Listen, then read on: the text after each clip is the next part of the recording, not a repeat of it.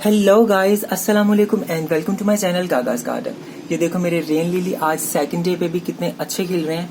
ये इस तरह से ये कुछ कल के फ्लावर्स हैं। ये इस तरह से थोड़े फेडेड से हो चुके हैं। ये जितने भी फेडेड से नजर आ रहे हैं ये कल के हैं, और ये जो फ्रेश नजर आ रहे हैं ये आज के हैं। ये इस तरह से कल इसमें थोड़े थे तो आज इसमें ज्यादा हो चुके हैं।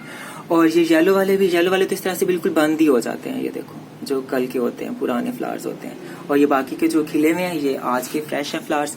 और व्हाइट में कुछ ज्यादा फर्क नहीं पड़ता है। ये इस तरह से हल्का सा इसका फ्लावर ऐसा होता है, थोड़ा डल सा होता है, लेकिन ओवरऑल इसकी लुक जो है वो व्हाइट वाले की अच्छी आ रही होती है।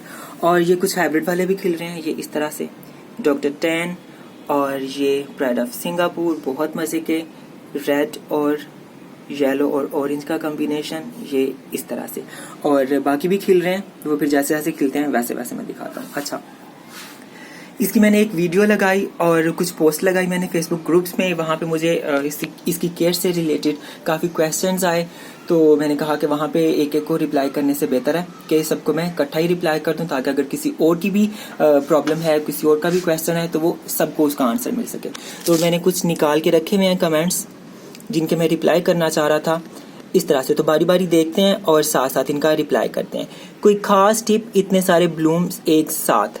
अच्छा, ब्लूम्स एक साथ के लिए दो चीज़ें आपकी हो सकती हैं। एक तो ये कि आपके इसकी फीड बहुत अच्छी हो सकती है, आपने इसको बहुत अच्छे से इसकी केयर की हुई है, लाइट वाटर लोकेशन का आपने बहुत ज़्यादा ख्याल रखा हुआ है। और दूसरा ये कि आपके पास बल्ब बहुत ज़्यादा हो सकते हैं। अब ये ज़ाहिर है जितने ज़्यादा बल्ब्स होंगे उतने ज़्यादा इस पर फ्लावर्स आएंगे, तो ज़्यादा क्वान्टिटी में बल्ब, ज़्यादा आपकी क्वांटिटी में फ्लावर्स आएंगे। अब इसके बल्ब्स नीचे बहुत ज़्यादा होंगे पॉट में, तो उस वजह से इसके फ्लावर्स भी बहुत ज़्यादा हैं। अब इसके उसके थोड़े बल्ब्स होंगे तो ज़ाहिर है थोड़े प्लांट्स हैं। तो ये इसी तरह से है। जैसे अब देखो इनके ऊपर एक एक ही है, तो मतलब कि इनका बल्ब भी एक एक है, तो उनके ऊपर फ्लावर भी एक है। जितने ज़्यादा बल्ब्स आप लगा लोगे उतने ज़्यादा आपको फ्लावर्स मिल जाएंगे। अच्छा, आगे है what do you feed them, ये ऐसे। और फीड पे तो मैं कुछ डिटेल से भी बात करना चाह रहा था, क्योंकि अक्सर लोगों को फर्टिलाइजर्स का रहता है मसला कि हम कौन सा फर्टिलाइजर दें और किस तरह से दें और क्या है, ये है तो वो है। तो उसके लिए मैंने कुछ फर्टिलाइजर्स अपने निकाले। ये वो फर्टिलाइजर्स हैं जो मैं यूज़ कर रहा हूँ। इसके अलावा भी और बहुत सारी चीज़ें हो सकती हैं जो कि आप अपने प्लांट्स में दे सकते हो, लेकिन मैं इसमें सिर्फ वही बताऊँगा जो मैं अपने प्लांट्स को जिस तरह से ट्रीट करता हूँ उस तरह से। तो उसके लिए एक हमारे पास पहले आता है केमिकल फीड, और दूसरे नंबर पे हमारे पास आती है ऑर्गेनिक फीड। मुझे वैसे ऑर्गेनिक फीड ज़्यादा अच्छी लगती है अपने इस तरह के पेरिनियल प्लांट्स के लिए, जो थोड़े एक्सपेंसिव भी होते हैं, ताकि वो उनको कुछ ऐसा डैमेज ना हो। नो डाउट अगर हम क्वांटिटी कम रखेंगे, कंट्रोल में रखेंगे, तो वो ठीक रह जाते हैं केमिकल फर्टिलाइजर्स भी। लेकिन कभी कभी कुछ ऊपर नीचे हो जाता है तो वो केमिकल फर्टिलाइजर जो आपके प्लांट्स को थोड़ा हार्म भी कर सकते हैं। तो अगर आप ध्यान से डालोगे तो ऐसा उनका कोई नुकसान नहीं होता है। अच्छा, तो केमिकल फीड में मैं क्या देता हूँ अपने प्लांट्स को, एक तो ये एनपीके भी लोग देते हैं। एनपीके भी नो डाउट बहुत अच्छा है, लेकिन एनपीके मुझे थोड़ा महंगा भी लगता है और वो इतना इजीली हमारे यहाँ से मिलता भी नहीं है। तो इसलिए फिर उसकी जगह पे मैंने ये अपना एक एनपीके रखा हुआ है, वो मैं दिखाता हूँ कि वो मैं किस तरह से अपना एनपीके पूरा करता हूँ। ये इस तरह से, ये डीएपी है मेरे पास। डीएपी में आप देखोगे तो क्या है, नाइट्रोजन है और फॉस्फोरस है, ठीक है। अब इसमें पोटाशियम नहीं है, तो पोटाशियम के लिए मैंने ये अलग से पोटाश रखा हुआ है। ये इस तरह से, इसमें आप पोटाश देखो 50%, और साथ में हमें सल्फर भी मिल रहा है जो कि एक माइक्रो न्यूट्रेंट है 18%। ये इस तरह से हो गया। और साथ में ये डीएपी है ऐसे, ये इस तरह से इसके ग्रैन्यूल्स होते हैं। और इस तरह से उस पोटाश को मैंने पैकेट से निकाल के इस डब्बे में डाला हुआ है। ये इस तरह से ये पाउडर होता है। तो आप इसको यूज किस तरह से करोगे कि जब आप अपने प्लांट्स में देना है, आप किसी बकेट में पानी लोगे ये इस तरह से, और उसमें ये अपनी नीड के हिसाब से जितना आपको लग रहा है कि ठीक रह सकता है प्लांट के लिए, ये तकरीबन मैं कोई 2 स्पून यूज कर लूंगा ये। और साथ में अच्छा, ये आप क्योंकि थोड़ा हार्ड होता है तो आप इसको रात में पानी में इस तरह से डाल के रखते होगे तो सुबह तक ये डिसॉल्व हो जाएगा। इतनी जल्दी ये डिसॉल्व नहीं होता है, तो आप इसे रात में डाल दो और सुबह में फिर आपने मैं तो आपको दिखाने के लिए अभी से कर रहा हूँ, लेकिन आप इसे थोड़ी देर बाद करोगे जब ये डिसॉल्व हो चुका होगा। आप इसको पहले ही डिसॉल्व करके नहीं रखोगे उस तरह से, फिर इसकी पावर जो है वो थोड़ी कम भी हो सकती है कि पहले का वो डिसॉल्व होकर पड़ा हुआ है। तो इस तरह से जब वो आप देखो कि सुबह तक आपका डिसॉल्व हो चुका है, फिर जब आपने प्लांट्स में पानी देना है तो आपने फ़ौरन से इसे मिक्स किया। अगर वो मैंने 2 स्पून लिए थे तो ये 1 स्पून जो है वो काफ़ी होगा, ये थोड़ा कम ही था। इस तरह से फिर आपने इसको हिलाना है, मिक्स करना है और आपने फ़ौरन से उसी वक्त अपने प्लांट्स में दे देना है। और ये तो हो गया हमारा केमिकल फीड। अच्छा, इसमें एक इसका अल्टरनेटिव ये है मेरे पास MAP। जिस तरह से ये DAP है, डायमोनियम फास्फेट, उसी तरह से ये मोनोअमोनियम फास्फेट है। इसमें नाइट्रोजन थोड़ी कम होती है कंपैरेटिवली और फॉस्फोरस जो है वो थोड़ी ज़्यादा होती है। और इसमें pH का भी कुछ हिसाब होता है। ये इस तरह से इसकी pH जो है वो अगर 7 to 8 के बिटवीन है तो इसकी pH जो है वो तकरीबन 4 to 5 to 6 के बिटवीन होती है। तो कुछ प्लांट होते हैं जिनको हाई pH अच्छी लगती है, कुछ प्लांट होते हैं जिनको लो pH अच्छी लगती है। वैसे मुझे पर्सनली जो है वो MAP ज़्यादा अच्छा लगता है DAP की निस्बत, क्योंकि DAP ज़्यादा इजीली मिल जाता है तो फिर इसलिए DAP भी डाल लिया जाता है। अगर आपको MAP मिल रहा है तो ये थोड़ा महंगा भी होता है DAP की निस्बत। तो हर कोई ऐसा फ़र्क नहीं होता है, आपको जो भी मिल रहा है आप उसको उस तरह से यूज़ कर सकते हो। इसी तरह से आप MAP के साथ भी पोटाश यूज़ करोगे तो वो भी आपका NPK कंप्लीट हो जाएगा। आप इस तरह से भी अपना NPK कंप्लीट कर सकते हो। अच्छा, ये हो गया केमिकल फीड। अब हम जाते हैं ऑर्गेनिक फीड की तरफ। अच्छा, ऑर्गेनिक फीड जो कि मेरा सबसे फेवरेट है और इसके लिए मैंने कुछ इस तरह से सेटअप बनाया हुआ है। ये ऐसे, इसमें क्या है मेरे पास कंपोस्ट। आप कंपोस्ट भी यूज़ कर सकते हो, लीफ कंपोस्ट भी यूज़ कर सकते हो, काऊ डंग भी यूज़ कर सकते हो। ऑर्गेनिक कंपोस्ट आपके पास किसी भी तरह की है, आप उसे वो यूज़ कर सकते हो। और आपने उसको अब यूज़ किस तरह से करना है, ठीक है, ये ऐसे। अच्छा, अब केमिकल फीड में हमारे पास क्या था कि हमें सिर्फ मैक्रो न्यूट्रिएंट्स मिल रहे थे, NPK, नाइट्रोजन, फास्फोरस और पोटाशियम, या साथ में वो मैंने जो डाला था पोटाश, उसके साथ हमें सल्फर भी मिल रहा था। लेकिन जो ऑर्गेनिक फीड का ये है कि इसमें हमें मैक्रो न्यूट्रिएंट्स के साथ साथ बहुत सारे माइक्रो न्यूट्रिएंट्स भी इसमें मिल रहे होते हैं और ये इतना हार्मफुल भी नहीं होता है प्लांट्स को। अगर आप थोड़ा बहुत ज़्यादा भी दे देते हो तो एज सच नुकसान नहीं करता है। अगर केमिकल की कुछ ऊपर नीचे हो जाए क्वांटिटी तो वो थोड़ा हार्मफुल रह सकता है, लेकिन इसका एज सच कोई हार्म नहीं होता अगर आपने थोड़ा ज़्यादा भी दे दिया, अगर आपने थोड़ा कम भी दे दिया, ठीक है। तो ये मैंने अब सिस्टम बनाया किस तरह से है, ये ऐसे है मेरे पास। ये एक नेट है, ये इस तरह से, ये फ्रूट्स वाली नेट हमारे यहाँ पे आती है। इसके अंदर मोस्टली ऑरेंजेस वगैरह होते हैं, ये ऐसे। और इस नेट में मैंने ये ऐसे डाला हुआ है काऊ डंग। ये इसको मैं निकाल दूँ, ये देखो, ये सारा का सारा जो है ये ऐसे ड्रेन हो गया, ये इस तरह से। ये देखो,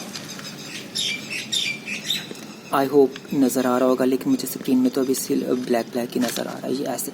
और इसके अंदर आ गया है हमारा सारा उसका एसेंस, ये इस तरह से, ये देखो, ठीक है, ये ऐसे इस तरह से। अभी इसमें से मैं 2-3 दफ़ा पहले इसे पानी ले चुका हूँ, तो इसलिए इसका कलर कुछ ऐसा है। जब आप फ्रेश लोगे तो उसका कलर इससे थोड़ा डार्क बनेगा, ये ऐसे। और इसके साथ में जो मेरा सबसे फेवरेट है वो है एप्सम सॉल्ट, ये ऐसे, ये ऐसे। ये डब्बा था, इसमें से निकाल के मैंने फिर उसमें डाला हुआ है, ये इस तरह से एप्सम सॉल्ट। एप्सम सॉल्ट भी ऑर्गेनिक है और ये भी प्लांट्स के लिए बहुत अच्छा होता है, फ्लावर्स के लिए, फ्रूट्स के लिए, उनकी ग्रोथ के लिए और उनके कलर्स के लिए और हेल्थ के लिए ये बहुत अच्छा रहता है। ये तो ये साथ में है NPK। अच्छा, केमिकल के साथ आप केमिकल को ही मिक्स करके यूज़ करोगे, ऑर्गेनिक के साथ आप ऑर्गेनिक को ही यूज़ करोगे। ये नहीं कि आपने ये कंपोस्ट ही बनाई हुई है, इसके साथ ही अंदर आपने DAP भी डाल दिया, तो आप ऐसा नहीं करोगे।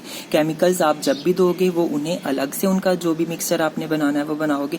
और ऑर्गेनिक को जब आप मिक्स करने लगोगे तो उसके अंदर आप ऑर्गेनिक चीज़ें ही मिक्स करोगे, उसके अंदर आप केमिकल मिक्स नहीं करोगे। तो ये एप्सम सॉल्ट है, ये कुछ मैं ख़त्म करना चाह रहा था, तो इसलिए मैं इसमें ये सारा डाल दूँगा, ये इस तरह से। और फिर इसको मैं स्टिक के साथ हिला लेता होता हूँ। एप्सम सॉल्ट फ़ौरन से डिज़ोल्व हो जाता है, उसका ऐसा कोई इशू नहीं है, ये ऐसे। और ये पानी जो है फिर हम अपने प्लांट्स में दे सकते हैं, ये ऐसे, इस तरह से।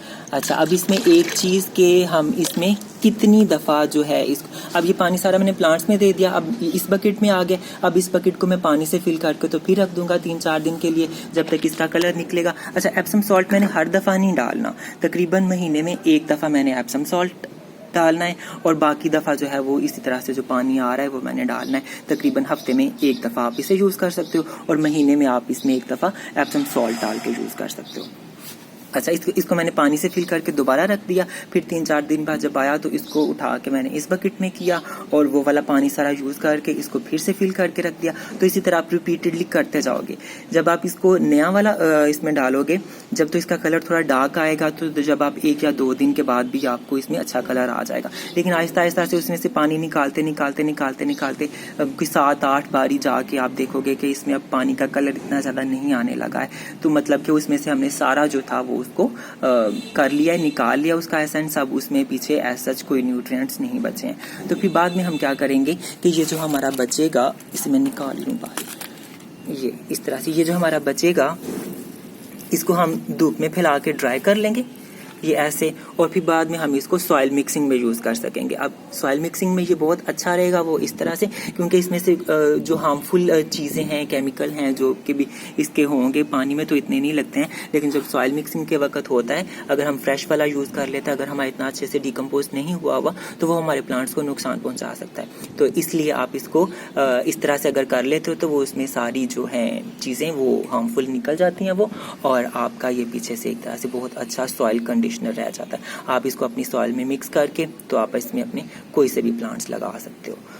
तो ये इस तरह से फिर जब आप देखोगे कि ये ख़त्म हो गया इसमें सारा एसेंस, फिर आप इसे ड्राई करके अलग कर लोगे, और इसी तरह से आप इसमें नया फिल करके तो आप उसको दोबारा से वो उसी तरह से रिपीट करके तो आप इसमें से अपना पानी लेते जाओगे, अपने प्लांट्स में डालते जाओगे। अच्छा जी, वापस चलते हैं हम यहाँ पे और अगला क्वेश्चन देखते हैं। वीडियो काफ़ी लंबी होने वाली है तो आपके लिए ही थोड़ा बेनिफिशियल रहने वाली है। अच्छा, अब यह है शेड में रखे हैं कि सन में इन पर धूप कितनी लगती है और पानी कितना देते हैं, शुक्रिया। अच्छा, अब इसकी शेड की और वाटर की बात करते हैं।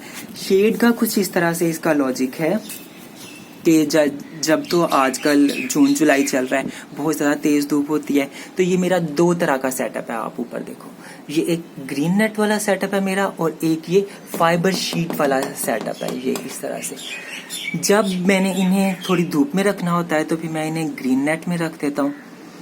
ग्रीन नेट में ज़रा धूप ज़्यादा फिल्टर होकर मिलती है, और इसमें से थोड़ी एक तरह से बिल्कुल ही शेड रहती है। ये इसे ऐसे बिल्कुल भी यहाँ पे धूप नहीं आ रही है। और जब मैंने इसे बारिश से भी बचाना होता है तो भी मैं अपने प्लांट्स को, ये मोस्टली मेरे यहाँ पे देखो सारे एमरालिसिस पड़े हुए हैं, तो एमरालिसिस को मैं बारिश से बचाने के लिए यहीं पे रखा होता है मैंने। तो जब मैंने बारिश से अपने किसी प्लांट को बचाना होता है तो मैं उसे ये इस तरह से फाइबर की शेड में रख देता हूँ।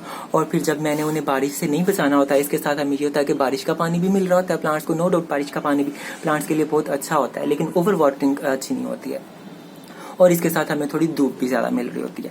तो जून जुलाई में मैंने इसको रख देना है, मई में मैंने इसको रख देना है ग्रीन नेट में, और बरसातों में मैंने इसको रख देना है शेड में, ताकि ये ओवर वाटरिंग से बच सके। और फिर बाद में जब गर्मियाँ गुजर जाएं, लाइक अगस्त सितंबर अक्टूबर के बाद से मैंने फिर इसको उठा के वहाँ पे फुल सन में रख देना है। सारी सर्दियाँ जो है ये फुल सन में पड़ा रहेगा। तो ये इस तरह से इसकी कुछ है लाइट की लोकेशन जो है वो कुछ इस तरह से मैंने रखी हुई है। अच्छा, धूप कितनी लगती है और पानी कितना देते हैं। अच्छा, पानी देने का तो सिंपल है कि जब आप देखो कि आपके सॉइल जो है वो थोड़ी ड्राई हो रही है, जैसे कि अभी इनकी सॉइल बिल्कुल इस तरह से ड्राई हो रही है, तो जब मैं इसमें पानी दे दूंगा, गर्मियों में ज़रा इनकी ग्रोथ हो रही होती है, आप जो देखो इसकी सॉइल जो है वो हल्की सी मॉइस्ट है, तो इसमें क्या पता मैं पानी नहीं दूँ, कल दे दूंगा। अब बारिशें हमारे यहाँ पे हुई थी तो इसकी सॉइल देखो बहुत ज़्यादा वेट है, ये इस तरह से। तो इसको मैं 2-3 दिन भी पानी नहीं दूंगा। तो वो आपने अपने सॉइल इसकी चेक कर लेनी है। अगर तो आपको लग रहा है कि जी ये बहुत ज्यादा ड्राई हो रही है, फिर जब आपने इसमें पानी दे दिया, चाहे गर्मियां हो चाहे सर्दियां, आपने सॉइल इसकी देख लेनी है। अगर ड्राई हो रही है तो आप उसमें पानी देते हैं, अगर ड्राई नहीं हो रही, गर्मियों में तो रोज रोज ड्राई हो जाती है और रोज रोज हमें पानी देना पड़ जाता है।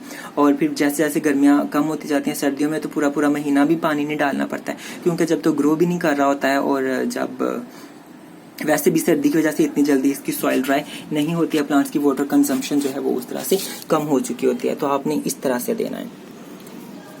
अच्छा, आगे है, जब इसका फ्लावर ड्राई हो जाता है तो उसकी जो थिन सी स्टेम होती है उसको प्लग करते हैं या रहने देते हैं ड्राई होने के बाद।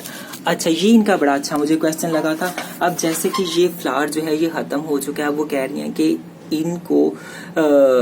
इसको हम काट देंगे इस पूरी स्टेम को नीचे तक, या कि हम इसको रहने देंगे। तो इसमें दो चीजें हैं। एक तो ये कि अगर आपको इसमें से सीड्स चाहिए, ये इसके इस पॉइंट पे सीड्स बनते हैं, ये इस पॉइंट पे इसके सीड बनते हैं। अगर तो आपको सीड चाहिए तो आप सीड का वेट करोगे, 2-3-4 दिन तक आप सीड का वेट करोगे। अगर तो ये जगह इसकी मोटी होना शुरू हो गई है, मतलब कि ये सीड्स बनने लग गए हैं इसमें, तो आप इसको नहीं तोड़ोगे। लेकिन अगर आप कहते हो कि नहीं जी मुझे सीड नहीं चाहिए, मुझे अभी फ्लावर्स चाहिए, क्योंकि अगर सीड प्लांट बनाने लग जाता है तो वो उसकी फ्लावरिंग से थोड़ा आपको फोकस उसका हट जाता है और वो सीड की तरफ अपनी एनर्जी वो लगाने लग जाता है। अगर आपको सीड्स नहीं चाहिए तो फिर आप इसको यहाँ से, ये जो इसकी सीड वाला पोर्शन है, आप इसको यहाँ से रख के पिंच कर दोगे, ये इस तरह से, सिर्फ इतना पार्ट। क्योंकि ये जो इसका ग्रीन पार्ट होता है ये अभी ग्रीन है, तो ये आपका फूड प्रोडक्शन में, फोटोसिंथेसिस में करता रहे, फोटोसिंथेसिस में काम करता रहेगा। लेकिन अगर आप चाहो तो इसको नीचे से भी रख के काट सकते हो, ऐसा कोई इसका नहीं होता है। लेकिन वो इवेंचुअली तो इसने आहर तक खुद ही ड्राई हो ही जाना होता है 15-20 दिनों में, जब इसका टाइम ओवर हो जाता है तो इसने तो होना ही होता है। लेकिन अगर आप रहने देते हो तो वो जरा थोड़े दिन के लिए इससे भी आपका प्लांट का फूड जो है वो बन जाता है। तो ये इसका होता है फ्लावर के बाद इसका डेड हेड करने का लॉजिक। अच्छा, अगला क्वेश्चन है, मैं जल्दी जल्दी कर दूं, वीडियो काफी लंबी हो रही है। पॉट का साइज शेयर कर दें, ये भी मुझे काफी अच्छा क्वेश्चन लगा था इनका। पॉट का साइज, अच्छा पॉट का साइज जो है वो आप देख लो कि मेरे डिफरेंट साइजेस के पॉट्स पड़े हुए हैं, तो वो आपकी क्वांटिटी के पे डिपेंड करेगा। ज्यादा बल्ब्स हैं तो जाहिर है उनको ज्यादा जगह, अब इतने सारे बल्ब्स को हम ये छोटे से पॉट में तो नहीं लगा सकते, और हम इसमें मेरा सिर्फ एक ही बल्ब लगा हुआ, तो इतने छोटे से बल्ब को हम इतने बड़े पॉट में तो नहीं लगा सकते हो। तो वो जितना आपका प्लांट है, जितने आपके बल्ब्स हैं, आप उस हिसाब से पॉट खुद ही सिलेक्ट करोगे। तो वैसे तो इसको थोड़ा कंजेस्टेड जगह चाहिए होती है, रूट बाउंड ये हों तो वो ज़रा अच्छे से परफॉर्म करते हैं। तो वैसे तो कोई इशू नहीं है, जैसे कि मेरे इस वाले प्लांट में अभी देखो काफ़ी नीचे जगह खाली भी है, तो वो अगर आप खुली जगह पे लगा देते हो इस तरह से, तो वो ये है कि जरा कोई 3-4 साल आपके लगे रहेंगे, आपको बार बार उसे रिपोर्ट नहीं करना पड़ेगा। अब देखो इसमें काफ़ी जगह, तो मल्टीप्लाई होने के लिए इसको साइड्स में से काफ़ी जगह मिल जाएगी और ये काफ़ी साल जो है ये इसमें रह सकता है। लेकिन इसमें अब नीचे बिल्कुल इसकी जगह खत्म हो चुकी है, ये बहुत पास पास पास पास सारे लगे हुए हैं, तो क्या पता मुझे इसे खोल के थोड़ा लूज लूज करना पड़े ताकि वो नए बल्ब्स को मल्टीप्लाई होने के लिए थोड़ी जगह मिल सके। तो ये इस तरह से इसके पॉट का साइज का हिसाब एज सच इसमें कोई नहीं है। वैसे तो आप इतने बड़े से पॉट में एक भी लगा दोगे तो भी वो आपका अच्छे से चल ही जाएगा, एज सच कोई इशू नहीं होगा उसके लिए। अच्छा, आगे है कि where I can get bulb of them, I need some bulb for my own collection, is it available, from where I can have these। अच्छा, ये चीजें हैं अब कि आप इनको ले कहाँ से सकते हो। तो ये तो देखो अब आपको नर्सरीज विजिट करना पड़ेंगी। कुछ लोकल वाली वैरायटीज जो हैं वो तो आपको नर्सरीज पे इजीली मिल जाएंगी, सस्ती भी मिल जाएंगी।